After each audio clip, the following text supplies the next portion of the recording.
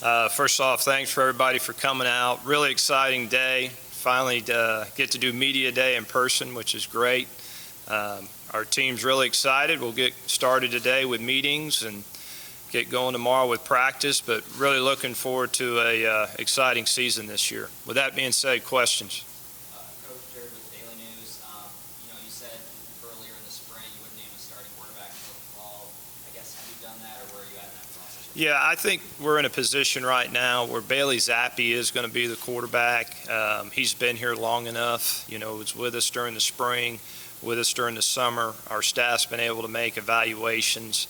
I think it's better for us moving into this season, having that guy in place. He knows he's the guy.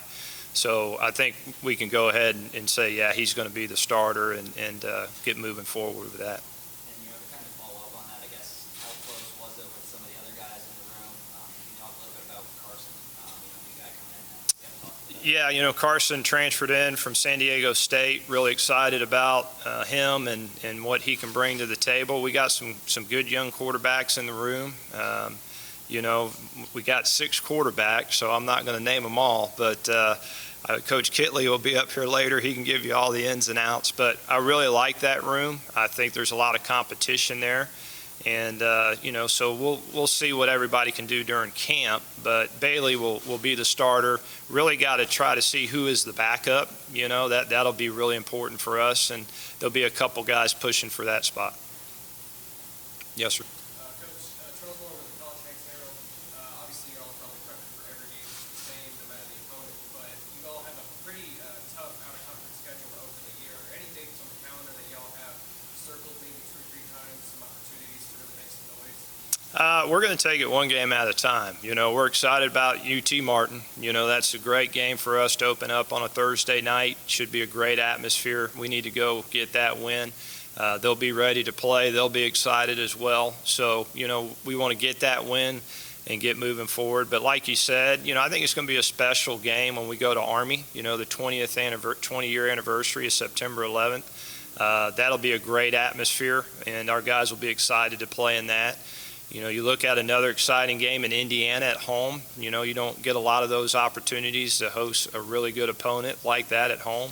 They probably will be a top 15 team when they show up here. So it's a great opportunity for us to be on a platform to showcase our ability and hopefully go get a win. And we'll close out the non-conference at Michigan State, another great arena to play in. So definitely challenging, but we like those games. We embrace those games. You go win those games, all of a sudden you're part of the national conversation. So that's really what we try to shoot for here is, hey, let's go make some good things happen, be a part of that national conversation. Coach, in terms of protocols and stuff, I know last year things were kind of uncertain and very strict with what you guys were able to do, on road trips and practices and stuff like that. How much has changed between last year at this point and now this year at this point? A lot. I think we're trending back to as normal as possible. I think, our administration has done a fantastic job all the way up to this point of making sure that we followed the protocols, we did what we needed to do, but now it's time to try to get back to normal.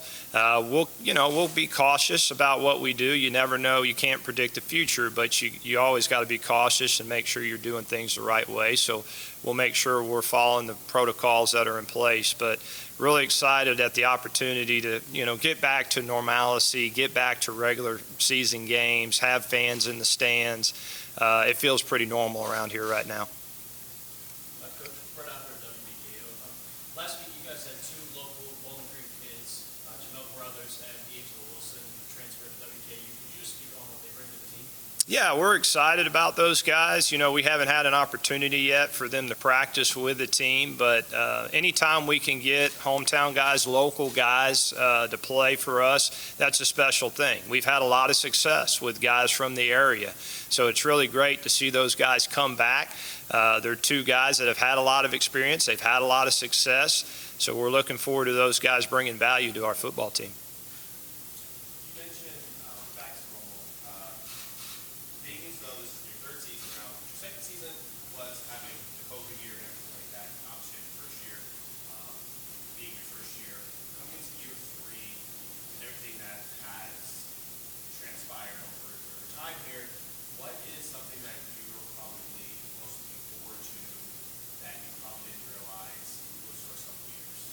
Well, I think, for any head coach, when you go into year three, you've kind of, what your football team is, you know your organization, you know your strengths, you know your weaknesses. There's so many different areas from a head coach that you have to deal with, from the player aspect, coach aspect, health and wellness aspect, all the issues that can come up. Well, by year three, you know the ins and outs of everything. And so I think that's where we're headed right now, at least speaking personally for me. I know what to expect from our staff, from our team, from our administration. I think everybody's dialed in. I think everybody's pulling in the same direction. It's always been that way since I've been here day one. Everybody's always been on the same page. We've always pulled in the same direction. I think that's critical to have a successful football team. But I think now there's that comfort level there that you can have. It's okay to not always agree on things, but we love each other at the end of the day, and we'll always value each other's opinions. And I think that's important to having a successful organization. I think that's where we're at in year three right now. Tyson, this was a big offensive overhaul. What was it about the Houston Baptist system that you liked, and just maybe the ideas about bringing those guys in? Well, I've watched, the kind of the technical term air raid offense. If you look at that tree, Mike Leach, Cliff Kingsbury, Lincoln Riley, Zach Kitley, that tree has been very special, very productive tree. Obviously my knowledge of the offensive game is very extended. When I was here with Coach Brom, we kind of did a little bit of everything, right? And then, I was able to go to USC, and we kind of took that blueprint, and we had success there with that. And, but the game always evolves and is always changing, and you have to be on the forefront of that. And I just always felt like they were doing something a little bit here and there that was different, that was successful. And that's why, I wanted to go get Zach Kitley. I thought he was the perfect guy to come in and be able to mold what we currently do with what they did. And I think we're at a good place. I really like where we are offensively. You got to have a trigger man to go make it happen. So that's why we got Bailey. Really excited about him. We'll see what happens, but I think, we're in a good spot, and I think we can be very productive offensively. Yes, sir. One of the big stories over the summer has been the name, image, and likeness news. And for you as a coach, how do you think your roster's kind of adjusted to that? Have you kind of seen some of your young men take on some deals or feel around putting their name, image, and likeness out there to make some cash on the side? Yeah, first of all, I think it's a great thing. Name, image, and likeness is great. Anything for the student-athlete welfare is important, and I think, to give our student-athletes an opportunity to go make money, that is important. Now, this is a very new thing that's going on, and there's obstacles in the road, and nobody knows what the future holds, but we'll try to navigate through those obstacles. But at the end of the day, I do think this is a good thing. I do think we're heading in a good direction. For our athletes, I think slower is better, not to jump at every opportunity that comes your way.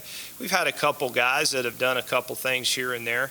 I think what you're going to see as the year progresses and we get into next year, that's where you're really going to see the speed start to pick up. When everybody is a little more educated on the process and how to do it and what to do and when to do it, you're going to see a lot more with name, image, and likeness. But I do think we're at a good place right now. I'm excited to see where it can go. Coach, I know we're probably going to talk to you a bunch throughout fall camp, but going through the different stages of camp, I guess what are you hoping to accomplish in that season as a whole? I know you always say you have to look at the full body of work. I guess what do you think will make this a successful season? Well, I think you start with fall camp and the competitive piece. We got to get back in the swing of things. Our team has got to be in football shape. I think our strength coaches have done a fantastic job over the summer of getting our guys ready to go into fall camp. Now we got to get in football shape. You got to put the pads on. The competition piece is really, really important. You got an older football team. I feel like in all three phases we're pretty strong, and so it'll be neat to go out there and see us compete against each other. By the end of fall camp, we need to come out healthy. We need to be hitting on all cylinders, and so that when you go into game one, now you're ready to go. Let's go get that win. And then we just take it one game at a time from there. I don't like to predict, hey, game 4, moving forward, all those kind of things. Just take it one game at a time.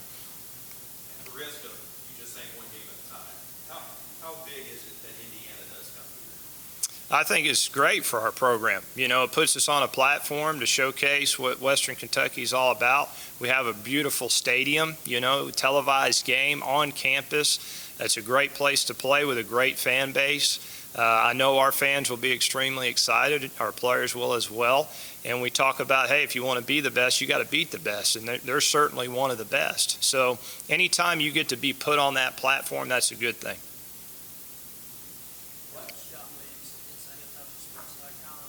Talk about the defense, just the returning pieces, unique pieces, what you like about the Overall, I think we're an older, mature football team. We're a bigger football team, particularly defensively, to answer your question. I'm really excited about our new defense coordinator, Maurice Crum.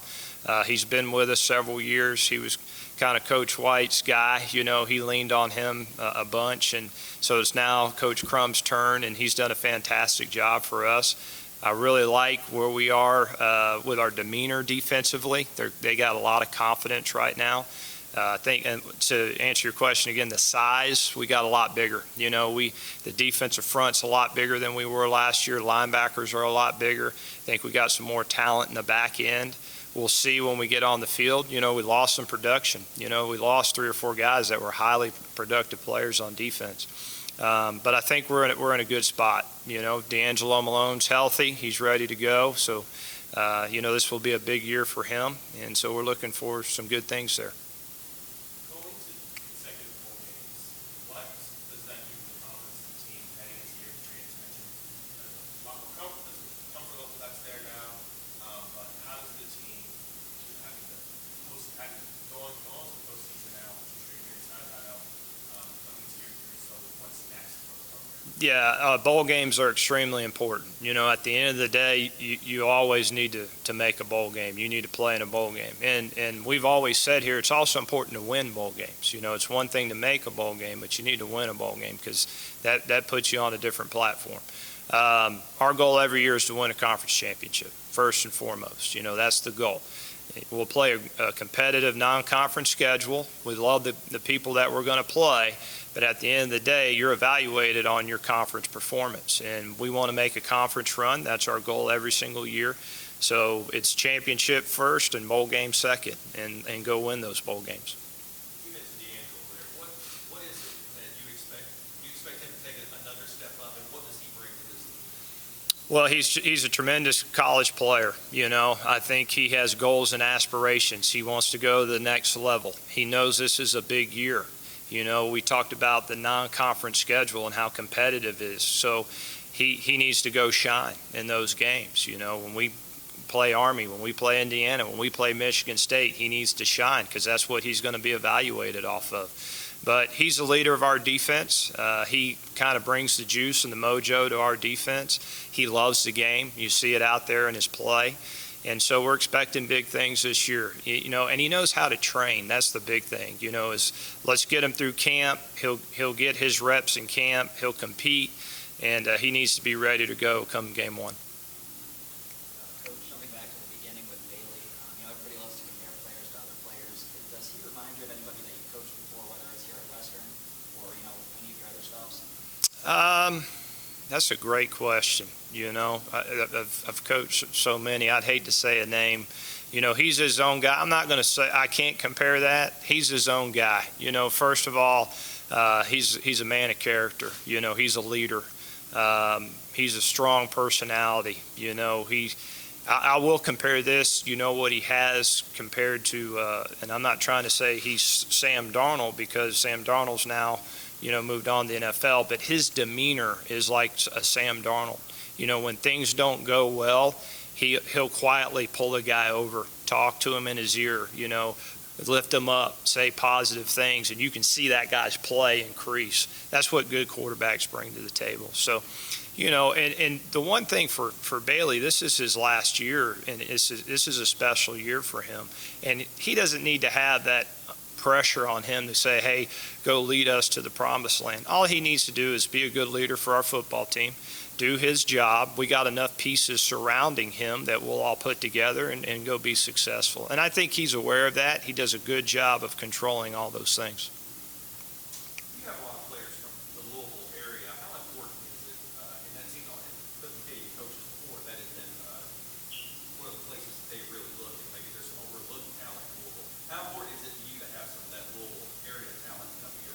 Well, I think the state's important, and every year is a different year. Some years you may have more guys than others in the state to recruit. Louisville has always been a fantastic place to recruit. We've always had success there. I think of a Taywan Taylor. He was kind of the under radar kind of guy, raw receiver. He comes in year two, blows it out of the water, and an NFL guy. You've always had that in Louisville. You've always had guys that, they may not be, at times they're the top recruited guy, and at times they're not, but they've always been good players that contribute to your team. So, Louisville is a very important place, but all over the state, we've had success. Bowling Green is, to us, that's our backyard. We always need to make headway recruiting in Bowling Green. I think we have great relationships there with the high school coaches. At the end of the day, we try to recruit what fits us, and sometimes that means you're going to have more guys from Louisville and Bowling Greens, and sometimes you're not.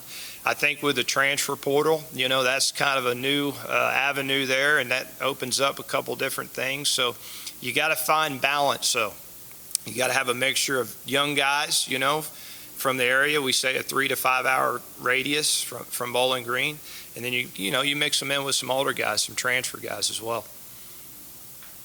You mentioned the transfer portal. Obviously, you guys put that on this year. Is that kind of the mentality for you guys going forward to kind of attack that portal? I think, again, we'll need to find balance there. Last year, with the COVID year and us not being able to get out, I trusted being able to pick up the phone and call a coach that I know, a college coach. I'm able to turn on the film. I can see a guy play at Michigan State. I can see a guy play at Nebraska. I know the level of competition they're playing against, and I can talk to a coach that maybe I've worked with or I know, I'm going to trust his opinion. So it was just kind of one of those years it made more sense for us. I think moving forward, we need to find a little balance there between, that 3 to 5 hour radius of recruiting the young guys and then the transfer guys. But I'm excited about what the portal brings. It's basically free agency. And I think it's going to make the game fun. I think you'll have an effect, too, for our conference. I think it'll increase the talent level. I really do. So I'm excited to see where it goes.